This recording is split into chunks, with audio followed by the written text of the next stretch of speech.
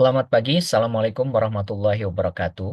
Pada kesempatan kali ini saya akan memberikan materi ilmu pengetahuan alam yang berhubungan dengan partikel atau benda terkecil atau yang kita tidak bisa lihat atau benda tak kasat mata ya yang tidak bisa kita lihat seperti atom, molekul. Baik, kita mulai. Contoh ya, apabila kamu pernah memperhatikan rambut yang tumbuh di kepala kita. Nah, satu helai rambut itu merupakan benda yang sangat kecil. Nah, rambut itu tersusun dari molekul yang mengandung atom karbon, hidrogen, nitrogen, dan sulfur. Nah, kemudian tulang yang ada di tubuh kita juga memiliki kandungan unsur kalsium ya, ada tulang juga, fosfor dan oksigen.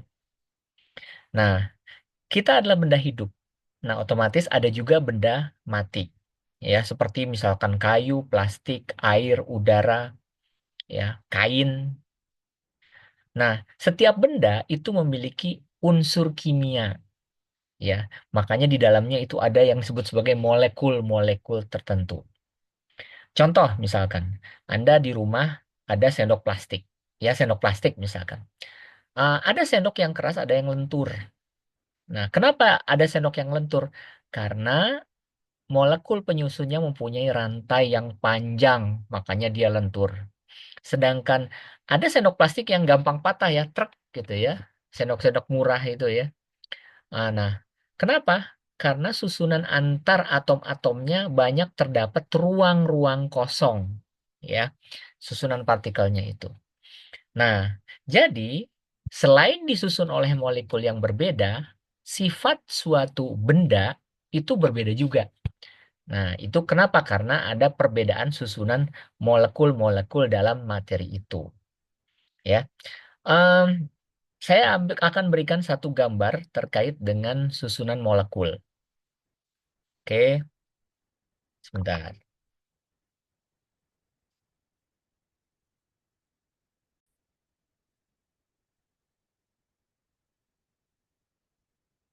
Nah, Anda bisa saksikan gambarnya, ya. Nah, ini adalah ikatan molekul glukosa pada kentang dan kayu pensil, ya.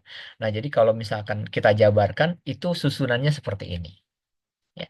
Saya ingin sedikit memberikan penjelasan terkait susunan ini. Contohnya kentang. Ya, Anda lihat kentang itu eh, dia mengandung pati atau amilum yang dapat kita makan dan digunakan sebagai sumber energi. Makanya kalau kita makan kentang gitu ya, tenaga kita bertambah. Nah, apa itu pati? Pati itu disusun oleh molekul yang berantai panjang seperti Anda lihat. Itu rantainya panjang. Nah, rantai panjang tersebut disusun oleh unit-unit molekul yang lebih sederhana yang disebut sebagai glukosa. Ya, mungkin Anda sering mendengar kata glukosa terkait dengan gula, ya. Makanya orang kalau agak lemes, dia dikasih teh manis gitu ya, supaya lebih fresh, lebih memiliki tenaga. Nah, itu glukosa. Nah, antara molekul glukosa yang satu dengan yang lain itu dihubungkan oleh atom namanya, oksigen. Nah, itu yang disebut sebagai ikatan glikosida.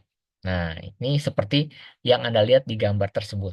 Yang A itu adalah susunan molekul pada kentang, ya, di mana dia ada ikatan glikosidanya. Jadi kalau kita susun molekulnya bentuknya seperti itu. Sementara ada juga material yang lain kayu yang biasa digunakan untuk membuat pensil. Nah, itu susunan molekulnya akan seperti itu. Nah, kita bahas kentang misalkan. Glukosa. Glukosa itu yang menyusun amilum itu ada tiga unsur. Ada C, ada H, kemudian ada O. Ya, karbon, kemudian hidrogen, kemudian ada oksigen. CHO dengan perbandingan tertentu. Nah, itu pada kentang ada CHO. Lalu bagaimana dengan kayu yang B ini? Ya, kayu yang ada pada pensil itu kan terbuat dari tumbuhan ya. Tumbuhan itu ada yang namanya selulosa. Anda ingat di pelajaran biologi. Nah, selulosa itu mempunyai rantai yang panjang seperti itu. Ya, molekul panjang tersebut terdiri atas molekul glukosa, sama seperti pada pati yang ada pada kentang. Nah, selulosa dan amilum yang Anda lihat ini mempunyai molekul penyusun yang sama, yaitu glukosa. Nah, tetapi ikatan antar molekul glukosanya itu berbeda. Jadi Anda lihat ya ikatannya, bentuk gambarnya berbeda. Kalau misalnya tanya apa itu Pak selulosa? Selulosa itu adalah zat yang keras, tetapi jika dimakan oleh manusia tidak dapat dicerna oleh tubuh. Itu selulosa. Nah, sedangkan amilum apa itu Pak? Amilum dapat dicerna dan digunakan sebagai bahan makanan. Nah, mengapa hal itu dapat terjadi? Keadaan ini menunjukkan bahwa tidak hanya jumlah dan jenis atom yang menyusun molekul yang menyebabkan sifat zat berbeda ya, tetapi pola susunannya juga antar molekul itu menyusun materi dapat menyebabkan zat yang mempunyai sifat-sifat dan kimia tadi. Oke.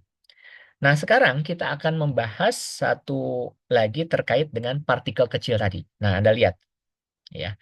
Nah, di sini ada H, ada O ya. Di sini juga ada H, ada O.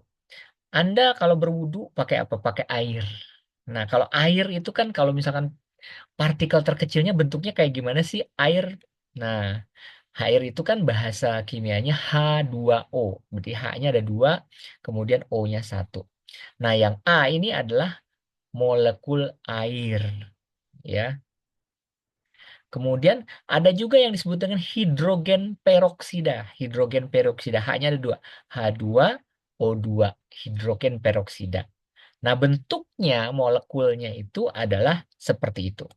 Nah, jadi eh, rumus molekul jenis atom yang menyusun suatu molekul dan perbandingannya, kayak molekul air yang A itu sudah dicontohkan sebelumnya. Ya, tadi sudah dicontohkan.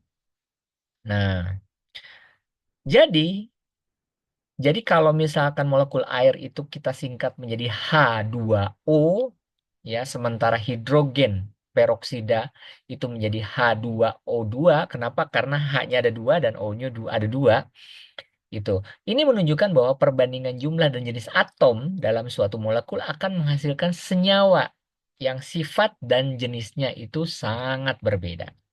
Nah, itu kalau kita pelajari dengan air dan hidrogen peroksida.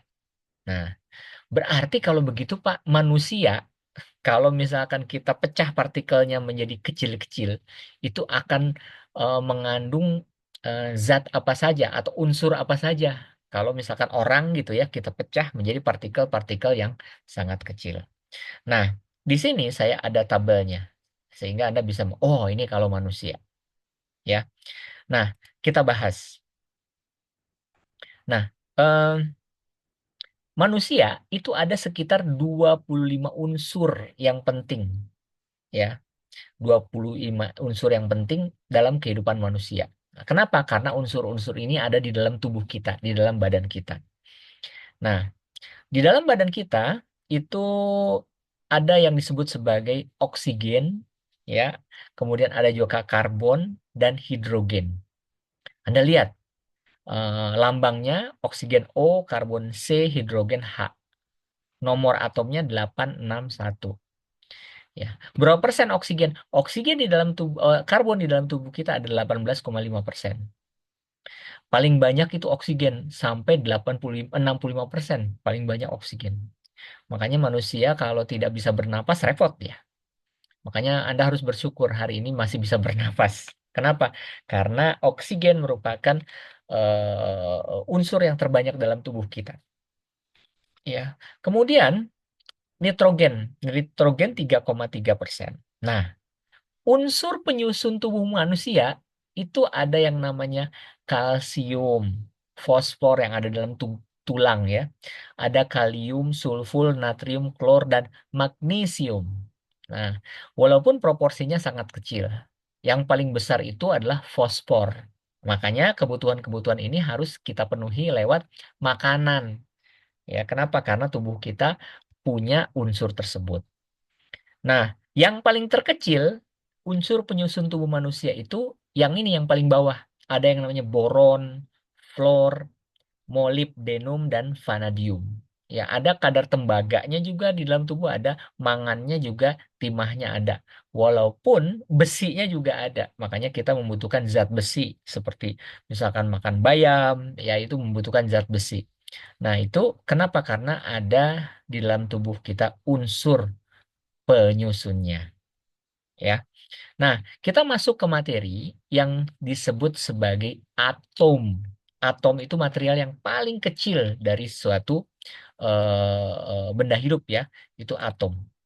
Ataupun benda mati, ada atomnya. Nah, baik, kita bahas satu persatu terkait dengan atom. Nah, Anda lihat, atom itu ada beberapa bagian ya. Ada kulit atom, ada inti atom, ada elektron, ada yang namanya proton, ada yang namanya neutron, ya. Nah, itu adalah bagian-bagian dari atom. Nah, Anda kalau misalkan memperhatikan material atau benda di sekeliling kita, baik yang berupa zat tunggal maupun campuran, itu setiap komponen gelas atau apapun itu ada partikel-partikel terkecil, ya. Jadi zat tunggal itu memang terdiri dari partikel terkecil. Sedangkan campuran itu adalah gabungan dua zat atau lebih, itu namanya campuran. Nah, saat ini berkat kemajuan teknologi telah berhasil tuh ditemukan partikel yang paling kecil. Dalam bahasa Indonesia disebut sebagai quark, ya, partikel terkecil. Nah, anggapan bahwa atom merupakan bola kecil yang kompak dan tidak dapat dipecahkan lagi menjadi partikel yang lebih sederhana ternyata tidak benar. Nah, berdasarkan penemuan yang terbaru oleh Anthony Harley Becquerel, itu ratusan tahun yang lalu telah membuktikan bahwa atom tersusun atas partikel-partikel yang lebih kecil lagi. Selama ini kan kita beranggapan bahwa atom paling kecil. Ternyata ada yang lebih kecil lagi dari atom. Ya, apa saja itu Pak Fajar? Yang lebih kecil dari atom, yaitu yang pertama adalah elektron. Elektron itu lebih kecil daripada atom, yang ditemukan oleh Joseph John Thomson. Yang kedua adalah proton, lebih kecil juga dari atom, ditemukan oleh Ernest Rutherford. Dan yang ketiga adalah neutron. Ini ditemukan oleh James Chadwick. Jadi seperti yang Anda lihat di gambar, ini atom ini yang lingkaran besar. Ternyata di dalam atom ada bagian yang kecil lagi yang disebut sebagai proton, yang disebut sebagai neutron, dan yang ini nih yang kecil ini namanya elektron. Jadi elektron, proton, neutron itu merupakan bagian dari atom yang selama ini kita pikir bahwa atom yang terkecil ternyata ada bagian yang lebih kecil lagi. Nah, eh, satu atom ya menurut ilmu kimia itu terstruktur atas inti atom. Ada bagian dari atom yang intinya, ya. Inti atom itu bermuatan positif. Sementara neutron sesuai dengan namanya neutron itu bermuatan netral. Jadi dia tidak positif, tidak negatif, netral. Serta elektron itu bermuatan negatif yang mengelilingi dalam lintasan-lintasan tertentu, ya. Nah, jadi jumlah proton itu sama dengan jumlah elektron karena atom bersifat netral. Nah, menunjukkan nomor atom. Jumlah proton dan elektron menunjukkan bobot atom, ya. Nah, jadi Anda lihat dalam gambar tersebut. Nah, jadi pada atom netral jumlah proton dan jumlah elektron sama banyaknya. Masing-masing partikel menyusun subatom tersebut mempunyai massa. Nah, elektron memiliki massa atau berat yang sangat kecil dibandingkan dengan massa proton dan neutron. Oleh sebab itu, massa atom akan terpusat pada inti atom itu sendiri yang di tengah-tengah itu namanya inti atom, ya. Nah, ini terkait dengan itu. Apa? Terkait dengan bagian dari atom. Nah, kita telah mempelajari tadi di atas ya bahwa molekul air itu tersusun atas hidrogen dan oksigen. Ya, kamu tahu tidak kalau sekiranya atom itu merupakan unit terkecil penyusun molekul, ya. hidrogen dan oksigen, ternyata ada bagian terkecil yang disebut sebagai atom. Materi yang sudah sangat kecil ini ternyata tersusun dari bagian yang lebih kecil lagi, yang disebut sebagai partikel subatom atau bagian daripada atom. Nah, bagaimana caranya kita tahu tersusun atas bagian subatom tersebut? Nah, di sini Anda akan melihat gambar lampu-lampu itu, ya. Maksudnya apa nih, Pak?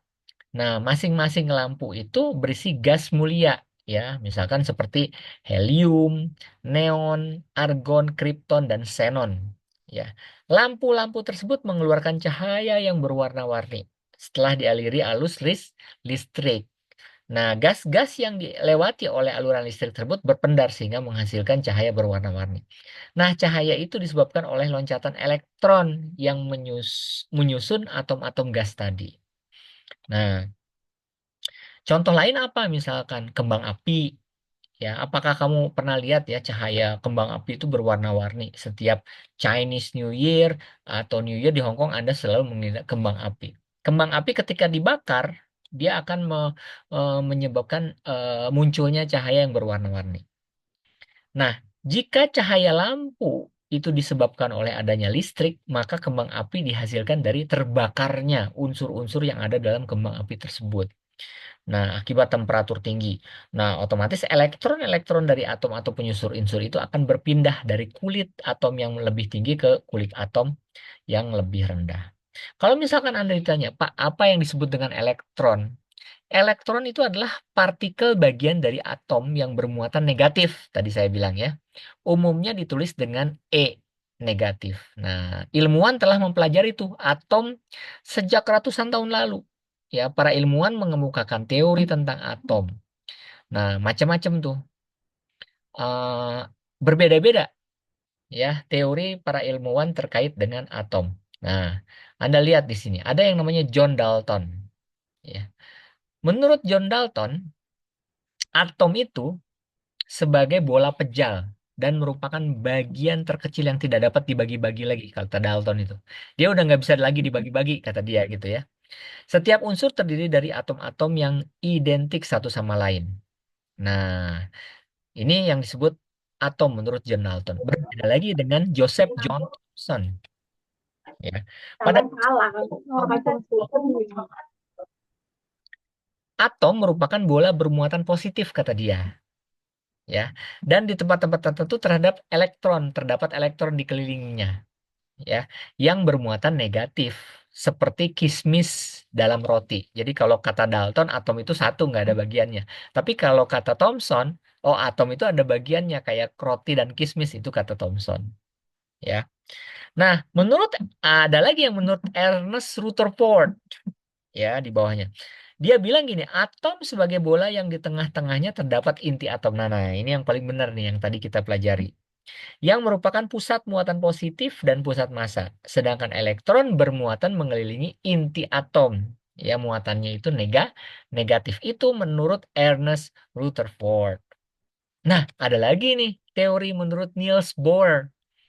Ya ternyata kalau kata dia, atom terdiri atas inti yang menjadikan pusat massa atom dan pusat muatan positif, kata Bohr. Sedangkan elektron bergerak di sekeliling inti pada lintasan tertentu. Ini menurut Niels Bohr.